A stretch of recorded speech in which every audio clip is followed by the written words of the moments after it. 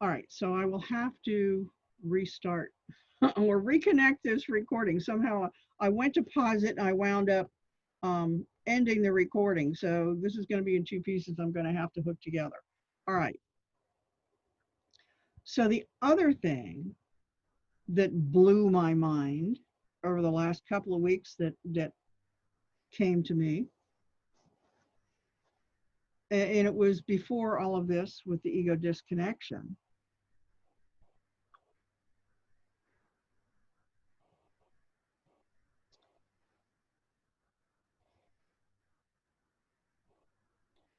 had to do with me having conversation with the angels about the ego and and soul, and how come all of this work that we, why is the ego continually interfering with our attempts to connect to divine guidance and divine source? What is going on with that? Now, I already knew and have shared that our ego minds, our lower mind, is not equipped with the right brain capabilities of interpreting and decoding spiritual messages and guidance that comes to us. The right brain is the one that does that. It comes into us. The right brain does the decoding and says, okay, this is what's going on, and sends it then to the higher mind to be sent to conscious awareness. So as we move higher in spirit and in our connection to spirit and less reliant on ego and mental guidance and decisions, the ego is already saying, wait a minute, hello, I'm here somewhere. And it sees that it knows that we are communicating and receiving guidance from somewhere and something. It has no idea where it's coming from. It knows that there's something going on, but it doesn't know what because it can't connect to it. It can't interpret it. It can't, it can sense the energies coming in. But next thing you know, here we go. There's guidance coming in, and we're going to do this, that, and the other thing. And the ego is saying, oh, wait, yeah, yeah, what? I didn't make that decision. You know, where did this come from? Kind of like our ego sitting around thinking, remember when a lot of us were kids, we had imaginary friends, right?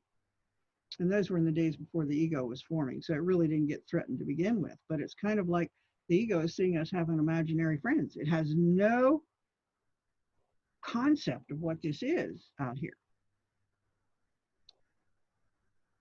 And there is, we all have people that we know that are kind of the 3D. If I can't hear it, see it, smell it, taste it, or feel it, it doesn't exist, right? You know people like that. Every one of you knows at least one person like that. Many of them were our parents growing up. And so take that a step further. Well, guess what? Our ego minds are in charge of the lower three chakras of our body, which are in charge of our physical being and our five senses.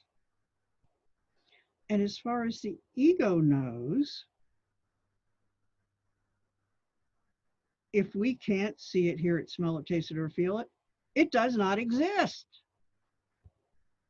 It is outside the ego's realm of knowing.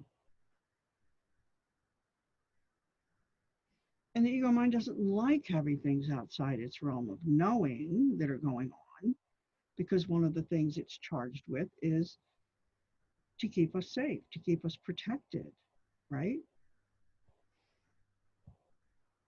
So here's the other. So that's big enough when you stop and you think about that. Ego mind has no idea that anything that is beyond The five senses, perception, physical perception, exists for the ego mind. The only way that it knows that there are things beyond us which it can't necessarily see or interpret is the clairsentient vibrational sensations that we get, right? A lot of us, when we work with spirit and angels, we're feeling those presences and those vibrational signals that are coming in. The ego can sense those, but it still doesn't know what it's from or why or what.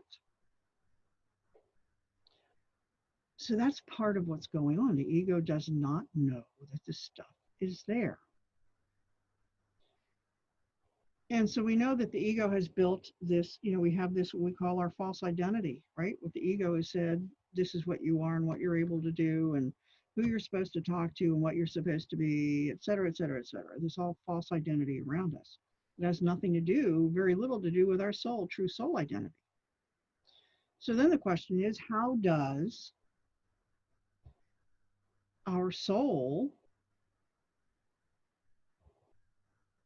why isn't our soul overriding the ego mind? Why isn't our soul saying, wait a minute, it's not the way it is. We need to be doing this, that, or the other thing. Why isn't our soul directing the ego mind? Well, guess what? For the same reason it can't sense the angels. The soul has the ego has no idea that the soul exists. None at all. And the ego has no way of receiving communication from the soul. Is that true? Yes. And no communication to it. Isn't that a sticky wicket to be in? Our soul exists totally separate from our ego awareness. Do you understand now why it's so important for us to get in touch with our souls, to make conscious effort to become aware of the truth that resides within, and that we have to go higher beyond our mind to do that? Oof. Yep, big yes on that. We have to go higher to get connected truly with our souls. Now,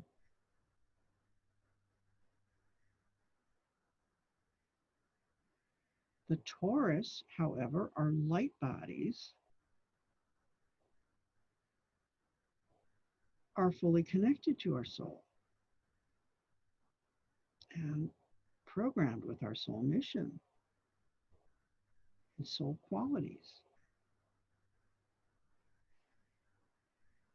So we have the ego mind that has no idea the soul exists, operating within this little limited bubble of its own existence and experience, its own echo chamber, embedded in a sea of soul that it cannot see or communicate with. So when we receive things from beyond our Taurus, our light body matrix, that are in disagreement with our soul knows to be true, our ego a lot of times will say, oh no, that's true.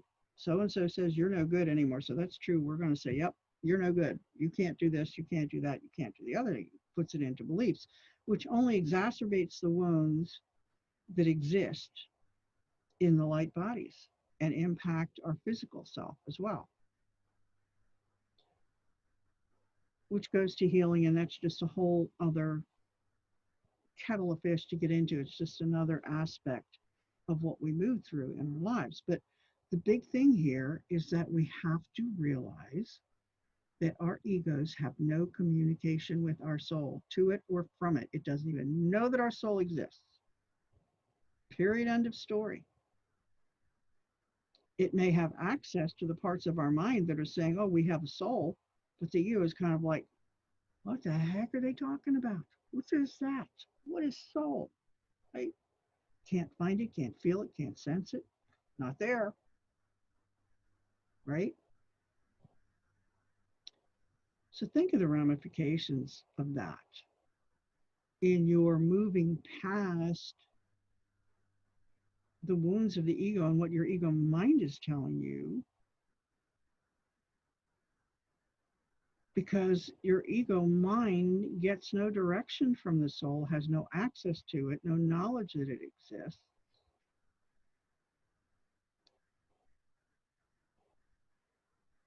So we need to be way, way, way, way much more aware of that before we decide that we're going to adopt whatever our minds are telling us. Our higher minds have a connection to our soul, but not our lower ego mind. So where do we need to be? We need to be up here. We need to be connecting with our higher mind in those higher spaces. And now that our true self, divine self, is descending down into the physical body,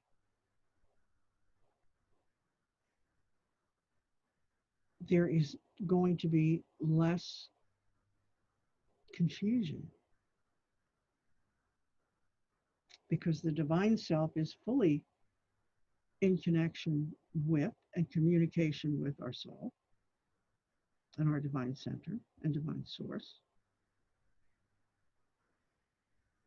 And from that point forward, we can get more clear direction that is not ego and mind centered to move forward, to make decisions, to know what's right, to know what's wrong, to know what doesn't align with the light and with love and with God, with divine truth and the Christ consciousness. But right now, if you're still stuck in your mind trying to make decisions based on data, you're not connected to your soul in doing so. It's a crapshoot, right? And the era and the age of the mind is behind us. We left that in 4 and 3D. In 5D, this is the era of the spirit and the soul, and divine direction, communication, the era of being one whole, entire being operating on all cylinders from both the spiritual and physical simultaneously at all times. That's what it's all about, and that's what's going on. So I'm going to go ahead and finish this up. I'd originally planned that I was going to do something in the temple today, but I think I'm going to leave that. One of the things that's happening here is starting tomorrow, Sunday, the 26th, at 5 p.m. Eastern Time in the U.S., I will be holding the first of weekly prayer circles. These are going to be prayer warriors and light warrior circles in which we are going to send out light and healing and disruption of the darkness and praying for and doing whatever is called upon to be done, along with the angels and the soul, the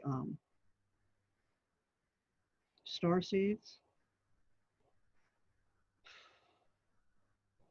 to release the hold of the darkness on humanity. We are going to be engaging in spiritual warfare, deep prayer, deep help with the angels, being directed as they guide us to support the letting go, the freedom, the detachment, the ripping apart, the dissolving, dispersing, dismantling. It is time. This country is in dire needs, and we need to step up to the plate and do what is ours to do, and it is time to do it. So that starts July 26th tomorrow, and when I have the link set up for Zoom, I will post that in the comments below this video. So thank you all for being here. I hope that what I have brought to you today has brought you hope, enlightenment, excitement for the future. Trust me, it's awesome and it's coming. I mean, right now I'm just getting visions of everybody laying down their arms, no matter what form those arms are taking, whether they are forms of beliefs, or shouting, or literal weapons, or things that they're internet, electronically based, ever just laying down their arms. I'm getting a huge picture of that, and it's coming. Trust in it. Is it going to be pleasant between now and the time that it gets here? No, it's not. But it's coming. Hold that thought. Do not lose hope, because it is coming. And God needs us to hold on to it and be in concert with Him. So, blessings to all of you. Thank you for being here with me. And I will speak to you as soon as I have another message to share. Love you.